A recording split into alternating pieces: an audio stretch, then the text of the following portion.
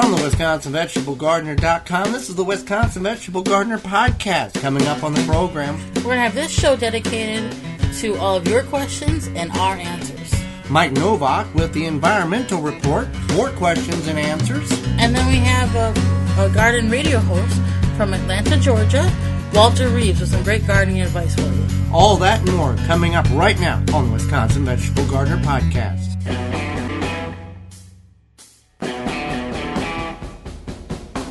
The Wisconsin Vegetable Gardener Podcast is permeating into your ears with your host, Joey Bear. And it could be the weeds. Some gardeners try to get all the weeds out of their garden. Other gardeners leave them in their garden. It's really a decision that you need to make. There's benefits to both sides of that. It's just something that you need to figure out what you want to do for your garden. And Holly Bear. Canning is a science. When you're canning, you want to make sure you follow the directions, follow the recipe, don't cut corners, don't replace things. It's crucial to you, your health, and your family. They're professional gardeners with full-time jobs, and they're on the air now. Welcome to the Wisconsin Vegetable Gardener Podcast, a podcast for the health-conscious organic gardener worldwide. I'm Joy Baird. Beside me is my wife, co-host, and gardening partner, Holly Baird. Behind the TWVG microphone here at the WI Garden Media Studios in southeast Wisconsin. The information that you're going to hear is crucial and important to the success and well-being of your garden. You just may have to tweak some of the dates and times you applied for in your particular growing area. If you're tuning in for the very first time, we welcome you. Hope you enjoy the program, and you can find all previous episodes on our website, the WisconsinVegetableGardener.com, underneath the podcast tab at the top of the page. You can see our previous guests and the topics that we cover. If you've tuned in for every episode, and thank you very much, you can download this, listen online, share it with your friends. And if you don't know who we are and you've stumbled upon us simply because of the guest or the title, Holly's going to tell you a little bit about what we have done and what we do. And we're going to dive right into as many questions as we can to help you be more informed about your garden and the problems that you may have going on in it right now. Sure. So what we have on our website, the WisconsinVegetableGardener.com, is we have over 700 videos how to grow food, what to do with the food you grow, simple home living, reusing everyday items. Then we also have our magazine, which is a quarterly digital magazine, comes up 4 times a year. It's a full-color magazine online for you to download, print out, read, put on your tablet, what have you, and that's on our website as well. And we have this podcast. And there's some other things that we do.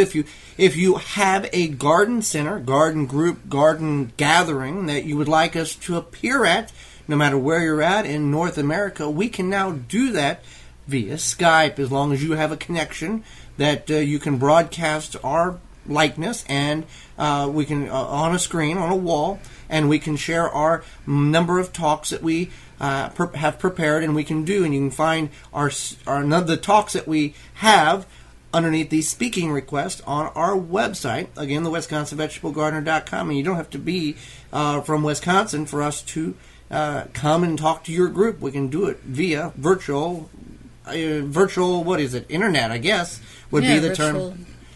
So now it's time to get into the questions that have been submitted. If you have a question that you would like answered on the program, you can submit it by going to the WisconsinVegetableGardener.com, clicking on the question button. It's a big red button on the right-hand side. If you're on a mobile device, you might have to engage your Show More button and drop the question there. We will answer it privately, as well as we will address it on the program without using your full name. If it's easier to go to social media, you can find us at the Wisconsin Vegetable Gardener on Facebook, and you can submit your question publicly or privately there as well. So, Holly, what is the first question that we are going to tackle today on the program? Well, so people have problems with rabbits. Okay. And what we have found best success for us is putting up a 2-foot poultry netting or chicken wire all around the garden. And it's a little bit of an investment, but we have found success. Now, that's what we've recommended to people. We leave it up year-round, and that way the rabbits don't get wise in the early spring or late fall or whatever to go in there and get busy or whatever they do. Try to begin building a nest early in the spring prior to the fence going up. But there's a second part to this question. Okay. because she has some mobility issues, and you may have some mobility issues, and maybe you want to still do ground garden. You can get down in the ground and do your ground gardening, but getting over the fence would be like we walk over the fence. For her, that would not be as easy as us. So I suggested a makeshift gate, and you can make a garden gate with your chicken wire pretty simply. If you just Google makeshift gate with chicken wire, there's lots of different plans. We had found one, I believe, from eHow. Yeah, from eHow. So you can Google that, look it up, and it'll show you how to make a little gate. Yeah, and you can be really creative. You can, if you have an old gate that you can just insert in that spot. Yeah. That would work as well. So, and if you and she's wanting to do traditional ground, you could do elevated raised beds. Right. They have a number of great products available on the market. But the garden that works very well. Another way to detour rabbits is you can use a high intensity pepper mix spray on the plants, or a powder, and when these animals ingest it into their nostrils, it burns them, and they don't like it, and they will go elsewhere. Again, if it rains, or you have a lot of dew or watering, you may have to apply it more frequently than if it's in a prolonged dry period. Right. So what is our next question that we can answer? So this is more about potato ivy, Okay. which is, people grow it, it's like potato vine, I think also people call it that. Sweet potato vine, and they have something that's eating holes in it. So we found out it's kind of like aphids. They're gonna eat little holes, suck the life out of it, spray soapy water. Otherwise, if you can see the bugs, you can remove them as well. Oh, you could probably use a toxic spray Right. too, but soapy water will knock them down to the point where it's controlled on your potato vines, ivy. Okay, so then we have squash bugs. Read the question for us. Are there any ideas for squash bugs besides neem and Chinese clay? They are relentless. And so... Well, on squash bugs, let's explain this. The squash bug, it attacks your squash plants, and it lays eggs under the leaves. So you need to look, and they look like little brown, round balls.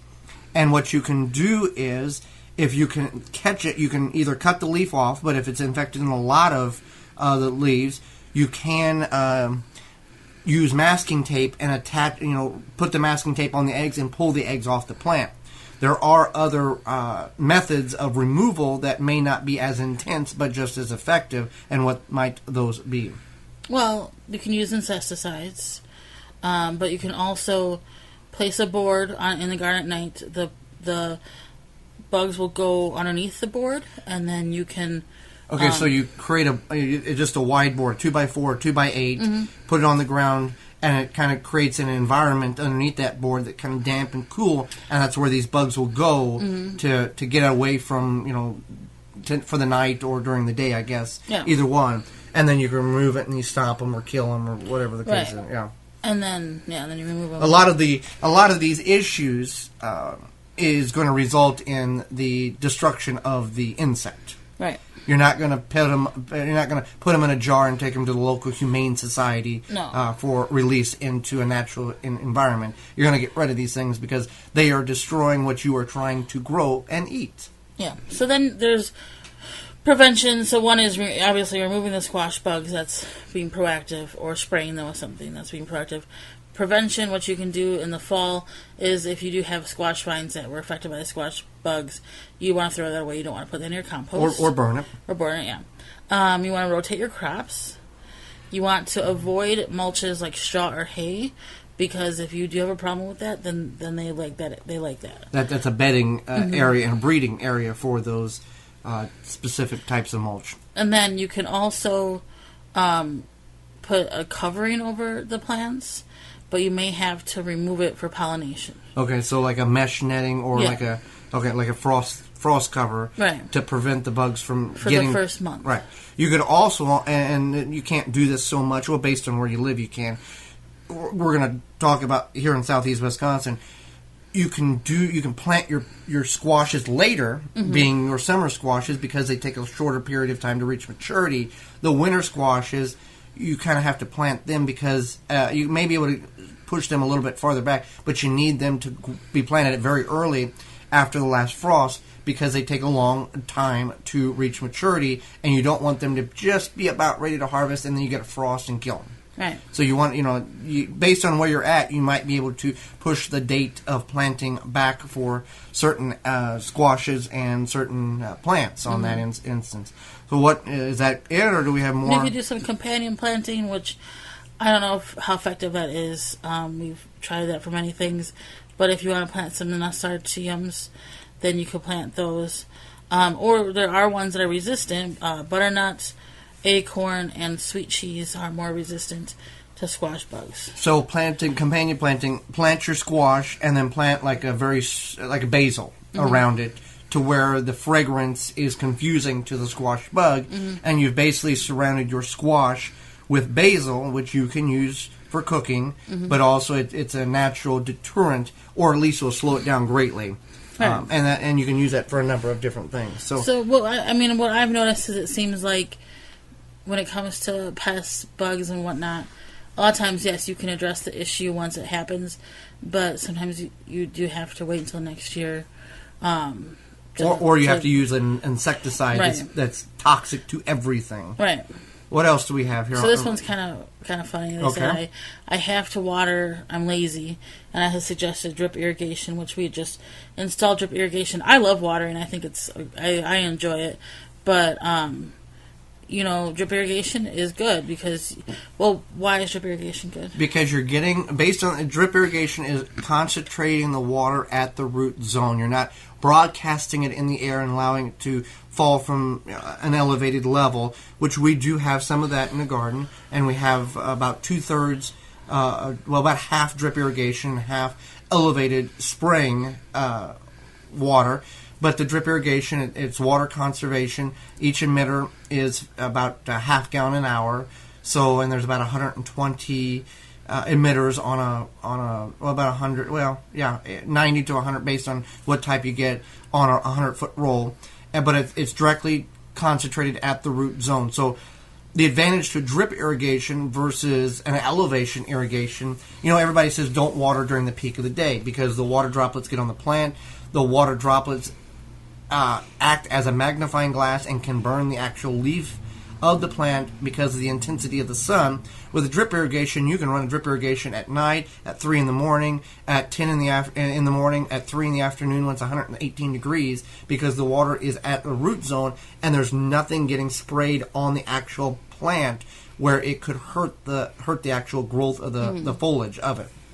And it is an investment, and you have to take it down at the end of the year based on where you live. If you're in a frost-free, freeze-free zone, you don't have to take it down. If you're here in Wisconsin, you've got to take it apart and blow it out or roll it up. But it puts the water to the plant, and plants grow a whole lot better when it has water versus prolonged periods of drought. And it is, you're using water, yes. But what's the point of gardening if you spend all of that time planting, based on the size of your garden? We spend a lot of time planting, and if we don't water it, all of it's gone to waste. So let's water the plants with the drip irrigation system, endure whatever costs may occur because of the water bill, but we've got produce that's coming out of our ears because we continue to water these plants, so we have food. So there's a trade-off there. And based on where you're at, what's your water, if you're on a well water, municipality water, some municipalities bill you in a block, so you have to, whether you use 1 cup of water or, for instance, 1,200 gallons of water, you get billed the same. Mm-hmm. So you may be using less than what you actually are. You're paying for just as much whether you use a little or a lot type of thing. So all municipalities are different in that instance. Small gardens you can water very easily. Container gardens, they have drip systems for that as well. But it's something that if you're serious about gardening and you've put a lot of time into it, then you need to look at an irrigation system to get your return on investment with the crops that you've put in. Okay. Seeds or starts, it doesn't matter. What's our next question? So I'm glad this question came up because we're having the same problem. It says our kale is really short this year and not getting very big. Any thoughts? And basically, it's a we're having the same problem. So it could be heat, lack of moisture, or the soil too dense. I have a feeling it's the heat. Which we are putting water on. Right. Prior to this, this was happening prior to the irrigation system going in. Mm-hmm. So now that the irrigation system is going in, I'm seeing a change in the way the plants are growing because water is being presented to them on a regular basis. Also, when we planted the kale, you can find this on on a video on the website. Mm-hmm. We dug a hole and backfilled it with compost, and then planted the plant in the compost directly, not the native soil. So that so we know it's not the soil issue, but it's probably a lack of water and the heat. But now the water is being the equation of the water is being out of it, but we still have very intense heat.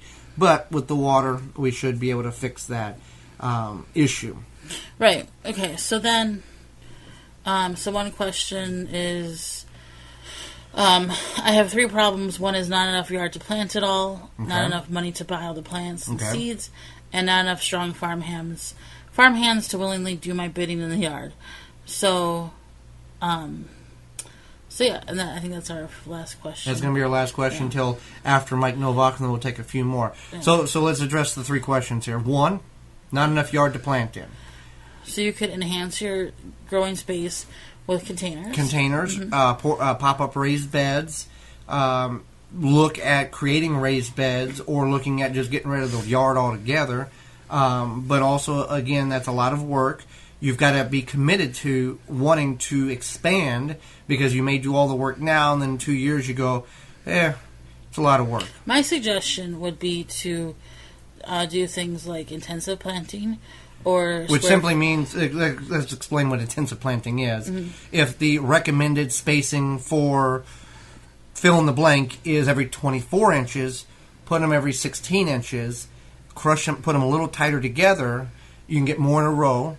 And they're not, if you have good enriched soil or you've added an organic fertilizer to it, they're going to feed off that. They're not going to compete to one another, and you're going to get more plants in a row. For example, cucumbers, you can put them about every 6 inches. Kale, every 12 or 14 inches type of thing. Put them tighter together. That's what intensive planting is. Right. Okay, so we got the intensive planting. And then, also, square foot gardening. That's a good method to get the most out of your space. To some people, square foot gardening may sound a little cheesy. Mm-hmm. Oh, I'm going to plant 1 square foot of this and 1 square foot of that. But 16 radishes in 1 square foot. What is it? 9 beets in 1 square foot. 16 carrots, I think it is. Well, you can plant more than 1 square foot. Well, yes, but you only have to plant 1 square foot. If you have a 4x4 square foot bed, you can have 16 different squares of stuff growing. Right. Some of these vegetables take multiple square feet to grow, but you can really kind of rotate a lot of stuff in and out relatively quickly. So then not enough money to buy the plants and seeds. I would say, think about for next year what you want. Set aside some money. Yeah. Or, go to, if you want to buy some seeds, go to Dollar Seed. That's very economical. Check your sales. If you're going to buy some starts, there's sales all over the place all the time in the spring. So you can look into that as well. Or go into it with a neighbor or a friend, because you buy a seed packet. You usually don't plant all. Well, if you buy them from Dollar Seed, you get 91 tomato seeds. Mm-hmm. You're not going to plant 91. Okay, you might. We might.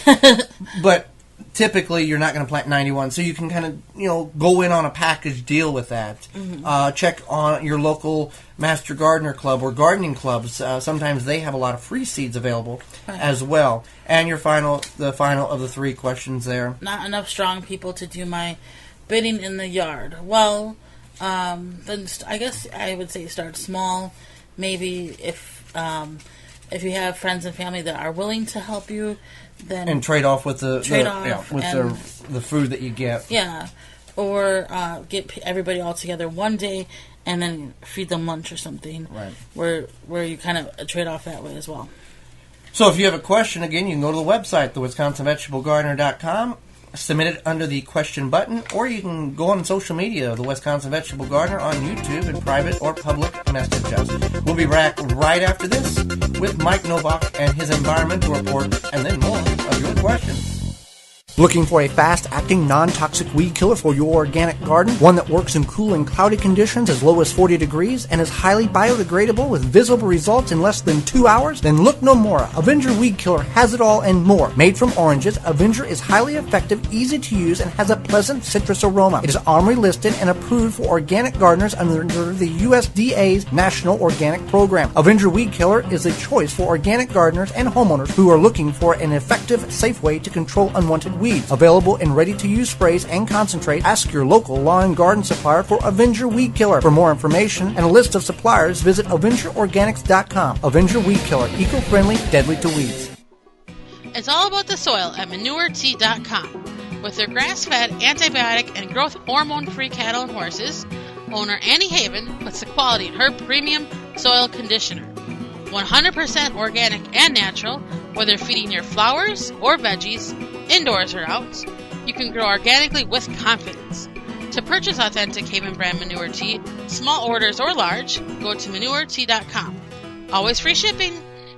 If you could double the life of your raised bed boxes by sealing the wood with a non-toxic wood preservative, would you? Well, now you can with a clear, penetrating product called Internal Wood Stabilizer. It's 100% non-toxic and easy to apply. Seal your bare, untreated wood surfaces, even chicken coops, by spraying Internal Wood Stabilizer. It's invisible, seals the wood from the inside out, and never wears off. Recommended by organic gardening experts. Internal Wood Stabilizer. Check it out at timberprocoatings.com.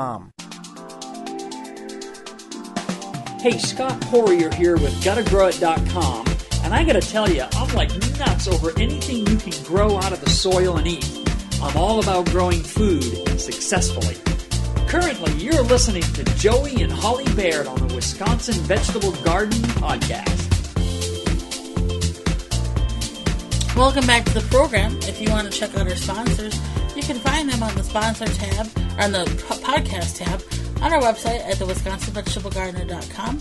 Support them because they support us. You can find all previous episodes underneath that tab as well, and the sponsors are in the show notes below. Well, each program, our good friend from Q4 Radio out of Chicago, Illinois, Mike Novak, joins us with his environmental report, the way he sees the environment, and what we need to do to be better stewards of the environment. So here is Mike Novak. And now to a man who's not afraid to tell you what you need to do to keep the planet he lives on clean. Take your food scraps out to your compost pile. Screw in a compact fluorescent light bulb. Turn on a window fan instead of an air conditioner. Low flow, baby. Shower heads and toilets. Take one napkin at Starbucks instead of 6. Mike Novak. Welcome to another installment of the Wisconsin Vegetable Gardener Environmental Report. I'm Mike Novak, and you can hear me live each Sunday morning from 9 to 11 a.m. Central Time on Q4 Radio, which streams at q4.org and on the Q4 Radio Facebook page. You can also get my podcasts at mikenovak.net, MikeNowak.net. Today, another mishmash of environmental stories that have crossed my laptop. I would say desk, but I don't actually use it much. We go from the good to the bad to the puzzling. Here's the good news. Quote, we are excited to announce that we have broken the 35-year annual record for sea turtle nests along our area's beaches, with a total of 2,638 confirmed nests so far, and we are only halfway through the nesting season. Kristen Mazzarella, senior biologist with Moats Sea Turtle Conservation and Research Program in Florida, said in a story reported in EcoWatch. And if you can't root for baby sea turtles making it to the ocean, you're probably the kind of person who kicks puppies too, but I digress. You can probably figure out that sea turtles are an endangered species because of things like coastal development, egg poaching, and pollution. And speaking of egg poaching, like the guy from Florida who was caught stealing 107 eggs from a loggerhead turtle while she was laying them. Nice. Of course, the sea turtles might be doing better simply because Florida is disappearing beneath the rising water caused by our melting polar ice caps. Win some, lose some. Personally, I'm rooting for the sea turtles. Then there's the bad. The Huffington Post reports that, quote, 8,181 is a lot of cups. It's the number of paper coffee cups that Starbucks serves every minute, every day of the year. The vast majority of those cups are thrown in the trash. End quote. Well, I already knew that. I bring my reusable cup to my local Starbucks. Please don't hate me for liking their coffee. And I've been told that the number of folks who follow my lead is about 2 out of 100. That's 2%, if you're keeping track. So a group at bettercup.earth is calling out the coffee giant. They write, quote, in 2008, Starbucks promised that by 2015, it would use only 100% recycled and recyclable cups and serve 25% of its drinks in reusable mugs. But today, forests around the world are still destroyed to make Starbucks cups. That's 1.5 million trees every year used once and tossed in the garbage. End quote. Part of the problem, as I have complained on my own radio show, is that their 10-cent discount for bringing your own cup isn't much of an incentive to get people to change their behavior. So, if you care about trees and the incredible amount of waste produced by the simple act of drinking a cup of coffee, I suggest that you go to bettercup.earth and sign a petition to get Starbucks to be better stewards of the planet. Or you could just complain to the manager. They want people to believe that they're the good guys, but the word greenwashing is starting to bounce around the inside of my head. Finally, the story that makes you scratch your head because it's a difficult issue to solve. You've undoubtedly heard of the phrase planned obsolescence. It's the reason you buy a new smartphone every 2.7 years. Here's the problem. We invented LED bulbs to replace incandescents as a way to get more efficiency and life out of our lighting. The average incandescent bulb was built to last 1,000 hours, and that's by design. They used to last much longer, way back at the beginning of the 20th century, until manufacturers realized that if people didn't come back to buy more, they would go out of business. So, here we are in the 21st century, monkeying around with the lifespan of that product almost 100 years after we decided that it shouldn't last very long. LEDs are advertised to last 25,000 hours, which is great for the consumer, but not so much for the manufacturer. In fact, a story in The New Yorker called The LED Quandary, Why There's No Such Thing as Built to Last, reports that something called socket saturation, the point at which enough incandescent bulbs have been replaced by LED bulbs that light bulb sales as a whole begin to decline, will happen in 2019.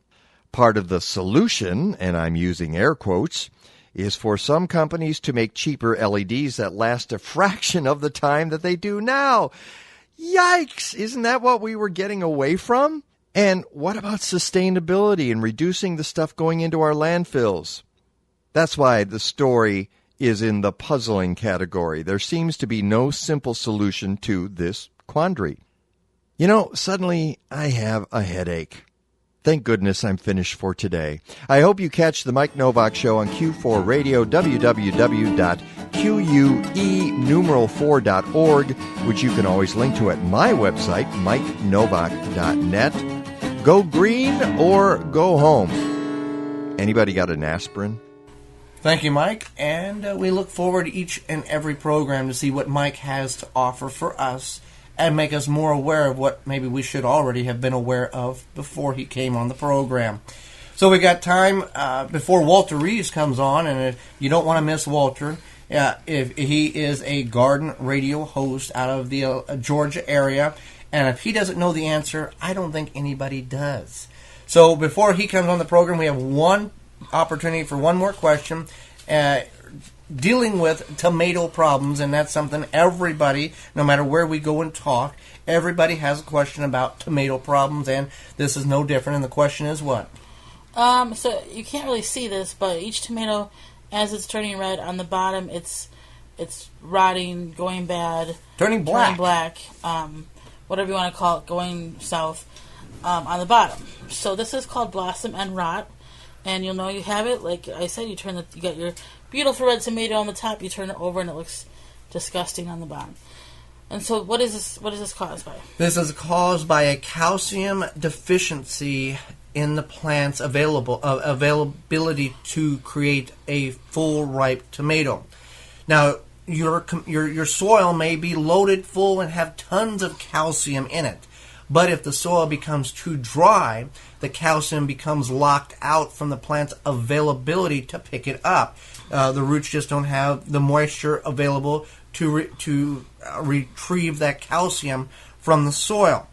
We've experienced this on a couple of our Roma tomatoes, especially Romas for us. This is prior to the irrigation system going in. Again, the soil became very dry. This is not different tomatoes are more susceptible to blossom end rot than other tomatoes. Now, blossom end rot, like Holly said, is a blackening of the bottom of the tomato. Some of your big beefsteak tomatoes may have a really unusual bottom to it. May not be that store-bought round, smooth bottom. There may be some brownness or grayness to it. That is not blossom end rot. That is the way the flower and pollination occurred in the formation of the fruit itself. We're talking about it is black and it is nasty when you harvest it. And you can see this occurring prior to the tomato getting ripe. And if you see this, and we're going to talk about how to resolve this, if you see this prior to the tomato getting ripe, you bend down, look under, go ahead and rip those tomatoes off the vine, because you're not going to solve it's not going to fix the problem by leaving them on. By removing them prior to them turning red, you're going to give the plant more energy to produce non-rotten bottom tomatoes. Right. So what you can do in this instance is use Epson Salt. Epson Salt is not calcium. I understand that. Epsom salt is magnesium sulfate. But what occurs in the soil is a science that allows the plant to pick up the available calcium there. Now, if we always do about a quarter of a cup of Epsom salt at the time of planting. Then about 45, 60 days later through the growing season, we will apply another amount of handful of Epsom salt at the base of the plant. You really want to do this before really good rain. Or you can use 2 tablespoons of Epsom salt per 1 gallon of water and water it in. This will not fix the problem of the tomatoes that have bottom rot on them currently. This will help increase the likelihood that you won't get this again on the fruit that is being formed the next generation. Also, by keeping the soil moist around the tomatoes, it will allow the plants to be able to have the access to that calcium in the soil that is needed. People will say, can I use eggshells to fix this problem? Well, the eggshells are calcium, but you would want to dry them in the microwave for about a minute, or you can leave them on your porch during a very hot day, and then you want to pulverize them to a powder form in a bullet or a coffee what do you call that thing? Coffee grinder. It's not the ideal situation. You could do that at the time of planting. By pulverizing it, it's going to be much more readily available for the plant to pick up when needed, rather than just crush it and break it around on the top of the soil. If you just break it around the top of the soil, those eggshells are not going to break down for about 18 to 24 months. So it's going to take a while. You could also use powdered milk at the time of planting, but right now during the peak portions of the growing season, Epsom salt seems to work best for us. Now, science will say, oh, there's no proof that this will do that or another, but it does work. And combination of the Epsom salt along with regular watering, tomato plant requires about a gallon of water a week, or if you have a drip emitter on it, that will be adequate as well, to keep the soil moist, to allow the roots to reach out and grab the calcium that it needs in order to form the tomato plant. So that's the bottom of the tomato rotten problem. Right. So after the break, we'll have very well-known garden radio host Walter Reeves will be with us. We're excited to talk to him because we've got some questions and he's got a lot of answers well beyond our level of knowledge, and we're excited to learn what he has to tell us right after this. A gardener knows that the key to a good plant is its roots. With poor roots, the end result is not good. Conventional pots and trays cause roots to wrap around and become root-bound. Then you try to unwrap the roots at the time of planting, hoping not to break them. But never again with the Root Maker, a non-chemical innovation that naturally air prunes roots to create more vigorous roots. Never a root-bound plant again. Whether trees, flowers, or edibles, home garden or commercial grower, more roots means healthier, more productive plants. To get your own, visit rootmaker.com. Oh, yeah. What you say? You say Nasala Kombucha. It'll put some glide in your stride and some pep in your step. Nasala Kombucha. Yeah. Nasala Kombucha makes your body happy. Nasala Kombucha makes your body smile.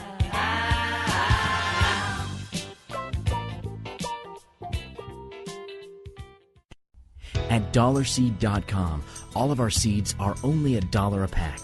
And we have online resources that teach you all about the rewarding hobby of growing your own plants, flowers, herbs, and vegetables.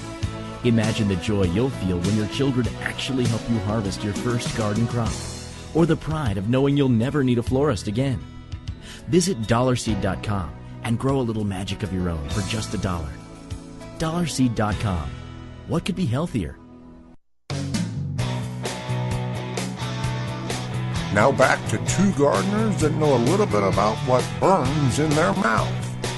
And you don't want to use your, organic mouthwash. You want to use something that's got the ethanol, the alcohol in it. The bad stuff. Yeah. The stuff that'll burn if you leave it in your mouth for too long. Joey and Holly Baird.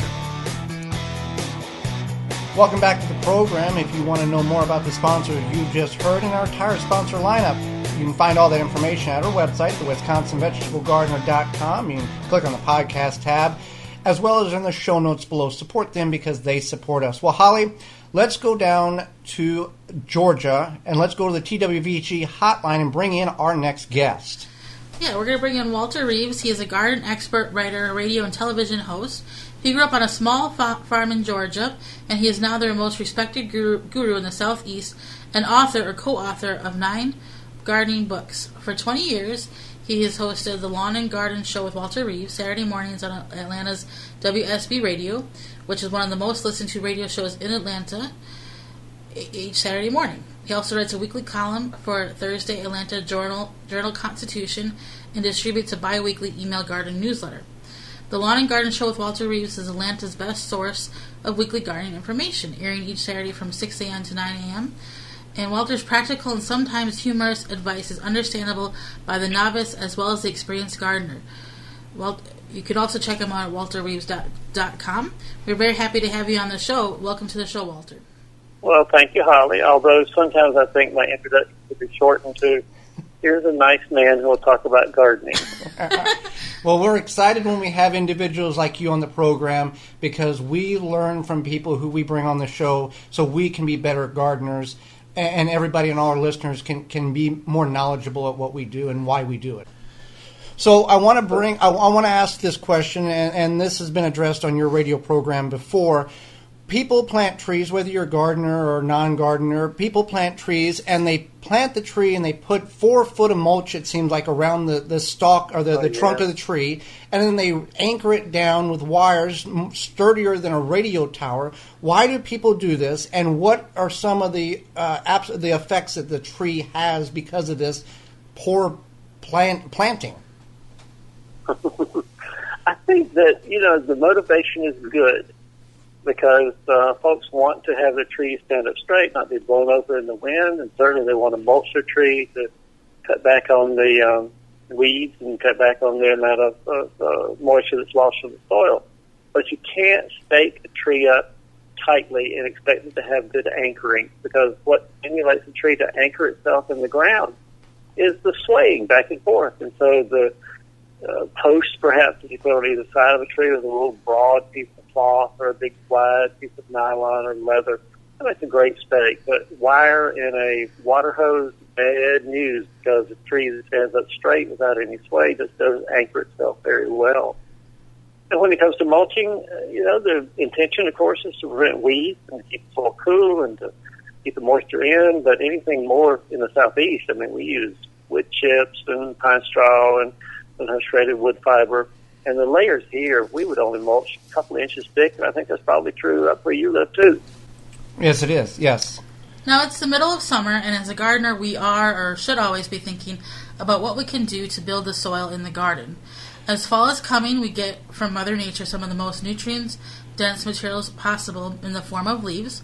But many people, gardeners and non-gardeners, either burn them, bag them, give them to the city for pickup, or whatever they choose. How can we get people to give, to get them to stop giving away these amazing resources of leaves? Well, as you mentioned, some people rake them up and give to the city. You just have to get there before the city. That's what I do. You can go around the neighborhood and see who's nicely raked up their leaves and put them in piles, or in my case, in my neighborhood, they put them in paper bags. And for goodness sakes, you stuff a couple of paper bags in your trunk, or if you have an SUV or a truck, you can put 6, 7, 8 maybe bags of leaves there. And just because you collect the leaves perhaps in the fall doesn't mean you can't keep them until summertime right now. And so some of the leaves that you collected back in October perhaps can be brought out from underneath the tarp and used around your fruit trees, around your vegetable, around your landscape, and that'll be just fine. The mulch doesn't break down particularly as long as it's kept dry. Now, many people, we're seeing this more and more, and I'm sure you are as well, they're wanting to take up the hobby, or the hobby of gardening, because they want to know where their food's coming from. They want to try to lessen the impact of groceries that they bring and feed their family. So many people decide to start with container gardening, which is a fantastic medium to grow in. But what are some problems that we all face or have faced or will face when it comes to growing in containers? I think the biggest problem, if there is one of growing in containers, is failing to get a big enough container. It's really tempting when you go to the garden center or the nursery in the spring and you see those little bitty tomato plants. They're just a foot tall, and you think, man, I'm going to put this in my 16-inch pot here on my deck, and I'm going to have tomatoes all summer long. And by the middle of the summertime, in Georgia, of course, it's 90 to 100 degrees sometimes. In Wisconsin, it gets pretty hot, too. But in the summer, those little bitty 16-inch pots with even one tomato plant in them, they dry out so rapidly. And so you have to have a large container for tomatoes. In fact, here I would recommend a whiskey barrel cut in half, a big 24-inch wide container, and have at a maximum 2 tomato plants in it, and preferably 1 tomato plant. And in that way, you have a big soil mass in the container. The plant can go a day without being watered 2 or 3 times during the day.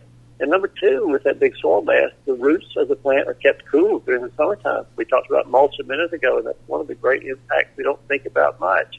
Mulch cools the soil. Big containers keep the soil cool. When plants get really hot, tomatoes in particular, they just don't get happy. They don't make a good tomato vine. Absolutely. And, I've read, and maybe you can correct me if I'm wrong, just a small layer of mulch on top of the soil can reduce the temperature 3 to 5 degrees, and that makes a tremendous difference in some growing applications. Oh, yeah, that's a great idea. And down here, in other parts of the country, too, we use newspaper, lay a newspaper underneath our vegetables, and then put some mulch on top of that.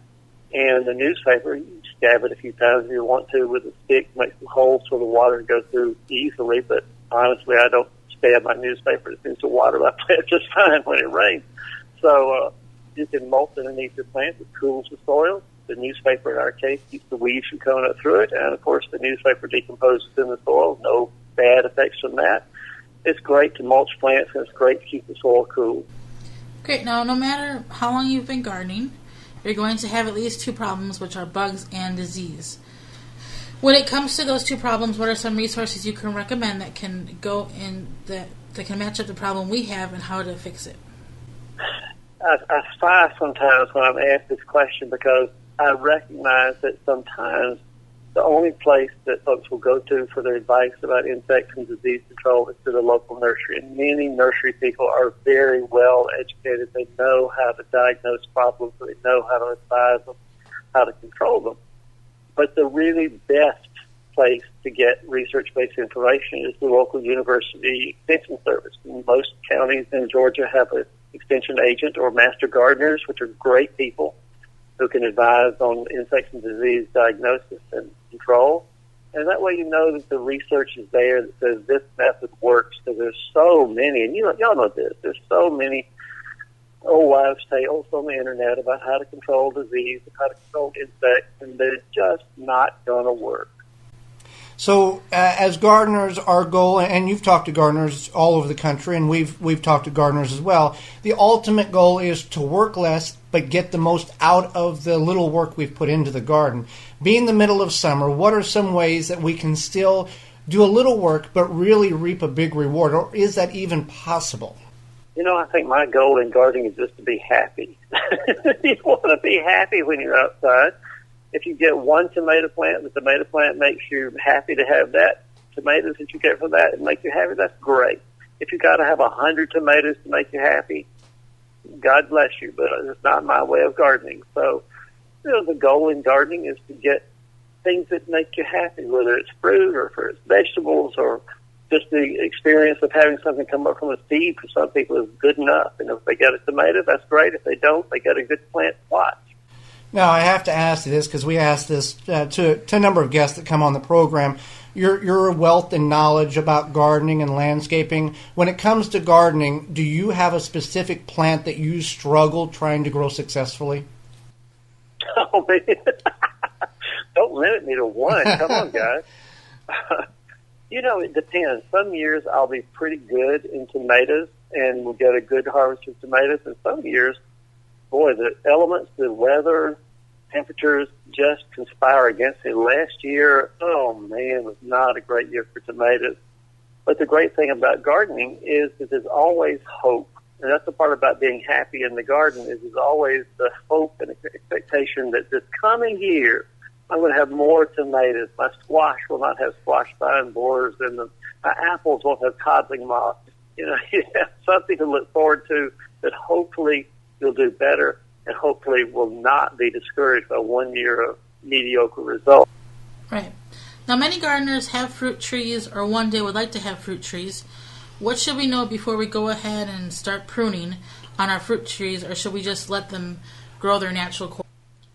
Well, every fruit has an optimum way of being pruned with the ultimate goal of making lots of leaves. You have to remember that fruit trees, fruit vines and bushes too, they're just little solar collectors. They're trying to collect sunshine, and that sunshine is converted into sugar, into growth on the plant.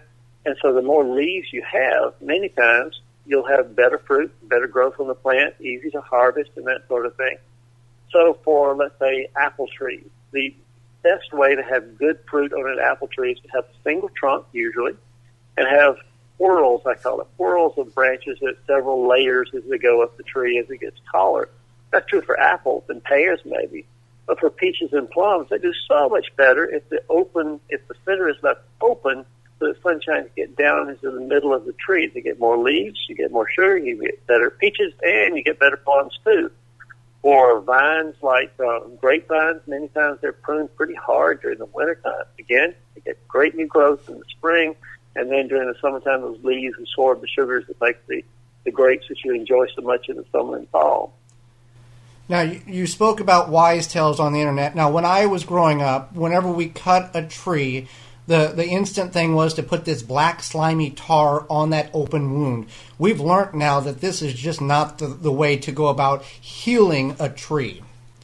That's exactly right, because a tree, when it's wounded, is going to heal itself from inside. The tree, when you cut that limb off, the tree immediately senses the presence of oxygen, and it said, let's put some thick cells full of defensive mechanisms, defensive sap inside the tree around where that wound is made, and that's all stimulated by oxygen. And when you put that tar on that limb, it kept oxygen from getting into the tree, and so it didn't have quite the strong defenses that it should have had. So tar on a cut on a limb is not a great thing to do. You leave the tree alone. As long as you've pruned it correctly, not left a stub, you leave the tree alone to heal itself.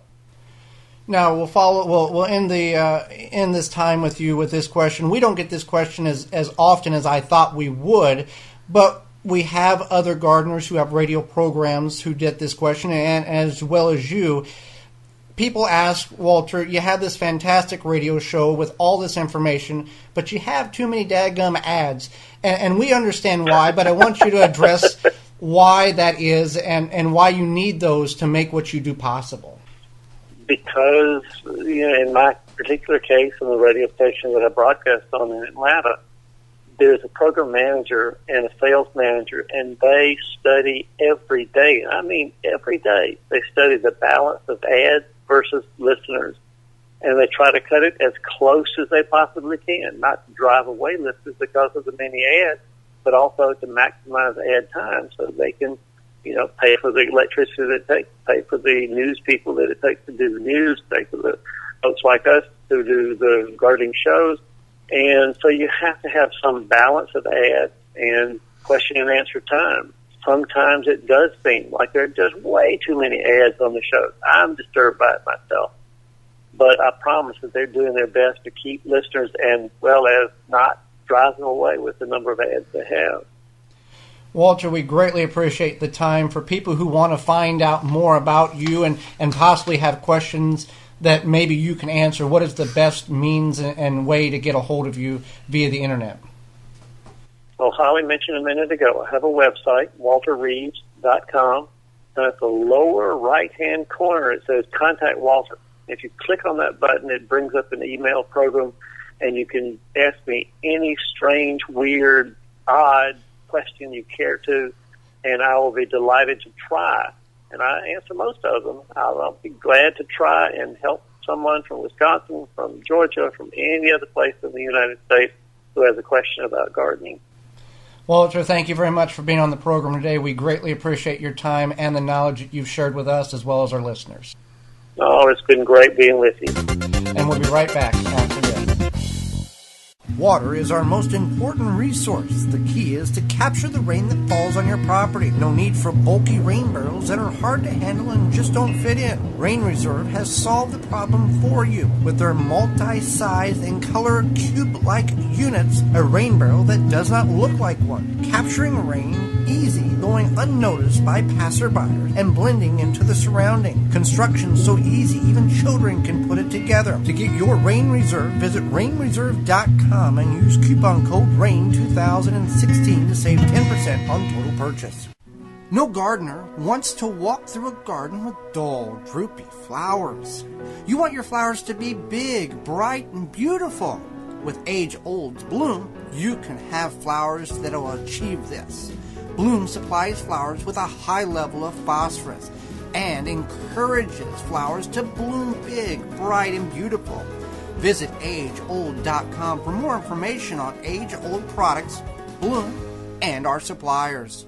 Do you want your next raised beds to be easy, functional, and beautiful? The Embrace helps you create the garden you've always wanted. Finally, raised beds that everyone can assemble and enjoy. No tools needed. Just slide any lumber into the Embrace corner, fill with your favorite soil mix, and you're ready to plant. Made from 100% recycled steel right here in the USA. And a portion of every sale helps to build school and community gardens all across the country. Let the Embrace help you create your next raised bed. Grow beautifully with the Embrace. Available at local garden centers and online at artofthegarden.net. Hey everybody, this is Jared from permasapian.com, and I am all about employing permaculture wisely. Right now, you are listening to Joey and Holly Baird on the Wisconsin Vegetable Gardener Podcast. Welcome back to the program. If you'd like to check out the sponsors you've just heard and our entire sponsor lineup, you can find that information on our website, thewisconsinvegetablegardener.com, underneath that podcast tab at the top of the page. You can find that with all of our previous episodes, as well as speaker requests and digital magazines and Gardening in 2 Minutes, which we will have just momentarily all at the top of the page at the WisconsinVegetableGardener.com. And those sponsors links are also in the show notes below. Well, before we get out of here, we have one more task to achieve, and that is Gardening in 2 Minutes. Gardening in 2 Minutes is an audio production that Holly and I produce on a weekly basis for a few radio programs and a handful of podcasts. If you would like Gardening in 2 Minutes on your particular program, contact us through the website. This Gardening in 2 Minutes is all about... Do not be an insane gardener. An insane gardener. And here is Gardening in 2 Minutes. This is Gardening in 2 Minutes. When it comes to gardening, there is gardening and then there is insane gardening. Insane means... And the definition of insanity is doing the same thing over and over and expecting different results. We far too often catch ourselves doing the same thing year after year, expecting different results. Whether we had a poor year last year with brassicas or tomatoes or peppers, and we do the same exact practice again the following year. We've learned from our lessons, and we'll give you some examples of what we're doing differently or not doing at all in our garden because we're not insane. One thing is growing things that just don't grow for us. So this includes things like, for us personally, broccoli and cauliflower. We have very little success with these. We kept trying, and we said, no more, not this year, not ever again. For the amount of space that those items took up, we could put in crops such as tomatoes that would produce poundages compared to one head of broccoli or cauliflower. We've quit trying to grow sweet potatoes simply because you can buy them for like 39 cents a pound, and then instead of trying to growing them in a cool climate. Though other gardeners are very successful at growing sweet potatoes in a cool climate. Another example is not thinking of the soil. We went a couple years where we probably could have enhanced our soil more. We did not do that, and we had some lack of success, and now we're definitely really building our soil back up again. So take a look at the practices and steps that you've taken this year on the crops that have not done well. Are they the same as you've done in years past simply because you've always done it or because your parents or grandparents have always done it that way? Reevaluate your steps and change them up because what you're currently doing, as we were doing, was not working. And you can find alternative places to buy those vegetables that you truly love, such as farmers markets. For more information on alternative ways of growing and taking steps outside of the box, our weekly video productions, as well as our free downloadable digital quarterly magazines, you can find all that information at thewisconsinvegetablegardener.com. A gardener for all gardeners. For Gardening in 2 Minutes, I'm Joey Baird. I'm Holly Baird. So are you an insane gardener? I hope you're not. Or if you are, I hope you change things so things may be a little different in your garden for the fall planting or next year altogether. Right. So and that wraps it up for this we're done. Yeah, we wrapped it up. We appreciate Walter being on the program. Learned a lot of good things from Walter. And if you have the opportunity, check out his radio program via live or podcast replay. And again, that link is in the show notes below.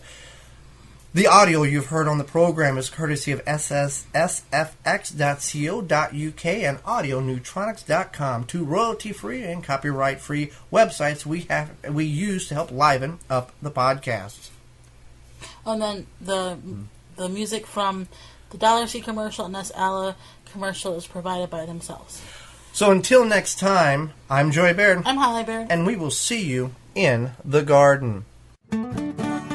The Wisconsin Vegetable Gardener Podcast is a production of the WisconsinVegetableGardener.com for the health-conscious organic gardener worldwide and distributed in association with WI Garden Media.